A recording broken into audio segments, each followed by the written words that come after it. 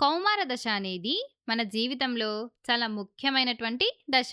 ఈ దశలో మనం చిన్నపిల్లలమా లేదా పెద్దవాళ్ళమా అనేది నిర్ణయించుకోలేం.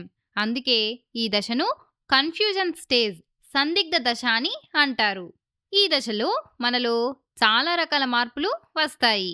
ఈ మార్పులలో ఎత్తు పెరగడం, గొంతు మారడం, ముఖంపై మొటిమలు రావడం వంటి బాహ్య మార్పులు అందరికీ స్పష్టంగా కనిపిస్తాయి.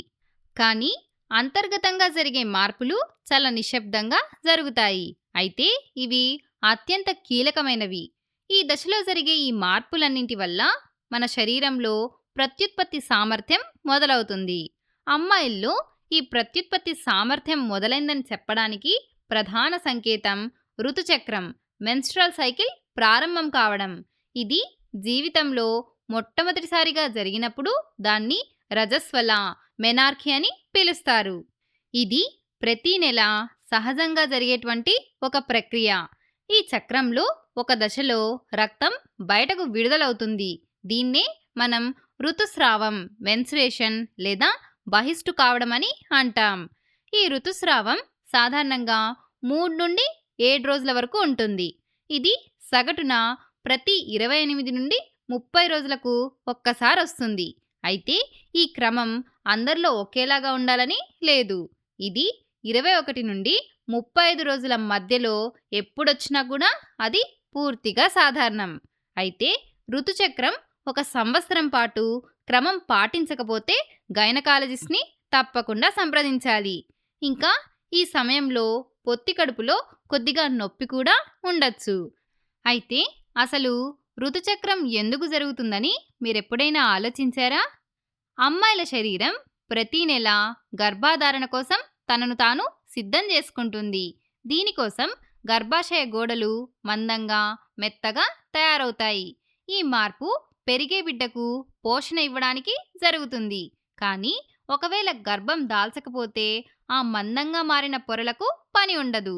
కాబట్టి అవి పగిలిపోయి రక్తం ఇతర కణాలతో కలిసి బయటకు విడుదలవుతాయి. దీన్నే మనం ఋతుస్రావం లేదా బహిష్టు కావడం అని అంటాం. గర్భధారణ అనేది శారీరకంగా, మానసికంగా ఎంతో సంక్లిష్టమైనటువంటి ప్రక్రియ. ఈ ప్రక్రియ శారీరకంగా 11 నుండి 12 ఏళ్లకే మొదలైనా కూడా మానసికంగా గర్భం దాల్చడానికి సిద్ధమయ్యేందుకు ఆ వయసు ఏమాత్రం కూడా సరిపోదు. అందుకే తక్కువ వయసులోనే వివాహాలు చేయకూడదు. అమ్మాయిల్లో ఋతుచక్రం 10 నుండి 12 సంవత్సరాల వయసులో మొదలవుతుంది. అదేవిధంగా 45 నుండి 50 సంవత్సరాల వయసులో ఆగిపోతుంది. ఇలా ఆగిపోయే దశను మెనోపాజ్ అని అంటారు. సరే, ఇప్పుడు మనం ఈ ఋతుస్రావం జరిగే సమయంలో ఎలాంటి జాగ్రత్తలు తీసుకోవాలో తెలుసుకుందాం. ఈ సమయంలో సంతులిత ఆహారం తీసుకోవడం చాలా ముఖ్యం. మరీ ముఖ్యంగా పండ్లు, కూరగాయలు వంటి ఇనుము ఎక్కువగా ఉండే ఆహారం తినాలి. అంటే ఐరన్ ఎక్కువగా ఉండేటువంటి ఫుడ్ని మనం తీసుకోవాలి. అలాగే కొంచెం కడుపు నొప్పి లేదా అలసట అనిపించినప్పుడు తేలికపాటి యోగా చేయడం లేదా చక్కగా విశ్రాంతి తీసుకోవడం చేయాలి. దీనివల్ల కొంత ఉపశమనం లభిస్తుంది. ఒకవేళ నొప్పి మరీ ఎక్కువగా అనిపిస్తే భయపడకుండా పెద్దలకు చెప్పి గైనకాలజిస్ట్‌ని సంప్రదించాలి. అలాగే ఈ సమయంలో వ్యక్తిగత పరిశుభ్రత పాటించడం చాలా ముఖ్యం. దుస్తులు పాడవకుండా మీరు సౌకర్యంగా ఉండడానికి శానిటరీ నాప్కిన్స్‌ని వాడాలి. ఇన్ఫెక్షన్స్ రాకుండా ఉండటానికి వీటిని ప్రతి 4 నుంచి 6 గంటలకొకసారి మార్చుకుంటూ ఉండాలి. ఇది ప్రకృతి యొక్క అద్భుతమైనటువంటి ప్రక్రియ. కానీ దీని గురించి సమాజంలో ఎన్నో రకాల అపోహలు, మూఢనమ్మకాలు ఉన్నాయి. వీటి వల్ల అనవసరమైనటువంటి భయం, గందరగోళం పెరుగుతుంది. కాబట్టి ఈ అపోహలను మనం తొలగించి దీని వెనక ఉన్నటువంటి శాస్త్రీయతను అర్థం చేసుకోవాలి. అలాగే మరీ ముఖ్యంగా ఈ సమయంలో ఎవ్వరిని కూడా అంటరాని వారిగా చూడకూడదు. దూరంగా ఉంచాల్సినటువంటి అవసరం లేదు. ఇది జబ్బు కాదు, ఒక ఆరోగ్యకరమైనటువంటి ప్రక్రియ. సరే, ఒకసారి మనం ఇప్పటివరకు నేర్చుకున్న విషయాలను గుర్తు చేసుకుందాం. ఋతుచక్రం అనేది 10 నుండి 12 ఏళ్ల మధ్య మొదలయ్యేటువంటి సహజ ప్రక్రియ. మొట్టమొదటి ఋతుచక్రాన్ని రజస్వల అని అంటాం. ఇది ప్రతి నెల రిపీట్ అవుతూ ఉంటుంది. ఈ చక్రంలో ఒక దశలో రక్తం బయటకు విడుదలవుతుంది.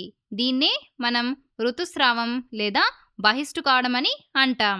అయితే ఈ ఋతుస్రావం 3 నుండి 7 రోజుల పాటు ఉంటుంది. ఇది సగటున 28 నుండి 30 రోజులకు ఒక్కసారి వస్తుంది. కానీ 21 నుండి 35 రోజులైనా కూడా అది సాధారణమే. ఇంకా ఈ సమయంలో కొద్దిపాటి నొప్పి కూడా సహజమే. అయితే నొప్పి ఎక్కువగా ఉంటే వైద్యులను ఖచ్చితంగా కలవాలి. ఈ సమయంలో మంచి ఆరోగ్యం కోసం ఆహారం, విశ్రాంతి, తేలికపాటి వ్యాయామం చాలా అవసరం. అలాగే వ్యక్తిగత పరిశుభ్రత పాటించడం కూడా అంతే ముఖ్యం. చివరగా ఋతుస్రావం చుట్టూ ఉన్నటువంటి అపోహలను తొలగించి శాస్త్రీయమైన అవగాహనను పెంచుకోవాలి. మన ఆరోగ్యం మన చేతుల్లోనే ఉంది. మనమంతా కూడా ఈ అపోహలను తొలగించి ఆరోగ్యకరమైనటువంటి సమాజాన్ని నిర్మిద్దాం.